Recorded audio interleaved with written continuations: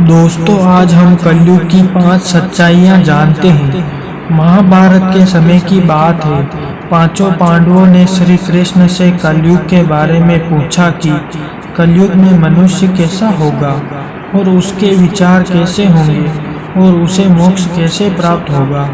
इन्हीं प्रश्नों का उत्तर देने के लिए श्री कृष्ण कहते हैं कि तुम पांचों भाई वन में जाओ और कुछ भी दिखे वे मुझे आकर बताओ, फिर मैं तुम्हें उसका प्रभाव बताऊंगा। यह बात सुनकर पांचों भाई वन में जाते हैं। सर्वप्रथम युधिष्ठिर ने देखा कि एक हाथी के 2 सूंड हैं। यह देखकर वे आश्चर्य में पड़ गया।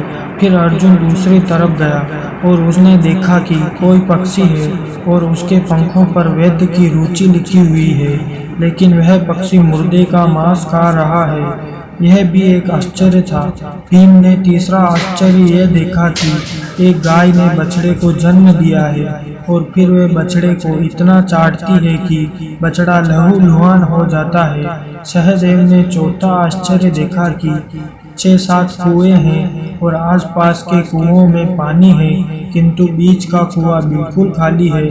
बीच का कुआं गहरा है, फिर भी पानी नहीं है। और पांचवें भाई नकुल ने देखा कि एक पहाड़ के ऊपर से एक बड़ा पत्थर लुढ़कते हुए नीचे आ रहा है। वो बहुत वृक्षों से टकराता है, लेकिन कोई भी वृक्ष उसे नहीं रोक पाता। लेकिन अंत में एक अत्यंत छोटा पौधा उसे रोक देता है। पांचों भाइयों के आश्चर्य का कोई पार नहीं था। शाम को वे श्री कृष्ण के पास जाते हैं और अपने अलग अलग दृश्यों का वर्णन करते हैं।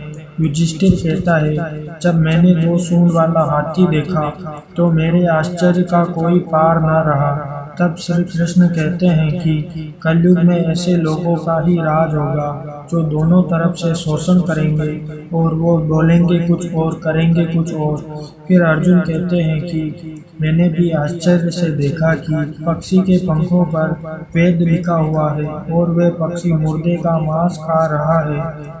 तब श्री कृष्ण कहते हैं कि इसी तरह कलयुग में भी ऐसे ही लोग होंगे जो बड़े बड़े पंडित और विद्वान कहलाएंगे, किंतु असल जीवन में वो बहुत अलग स्वभाव के होंगे।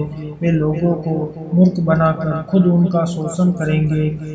भीम ने तीसरा आश्चर्य देखा कि गाय अपने बछड़े को इतना चाटती है कि बछड़ा लहूलुहान हो जाता है। तब श्री कृष्ण कहते हैं कि कलयुग का व्यक्ति शिशुपाल की तरह हो जाएगा, क्योंकि उसके माता पिता इतना लाड प्यार देंगे कि उसका विकास ही नहीं हो पाएगा और वो गलत रास्तों पर भटक जाएगा।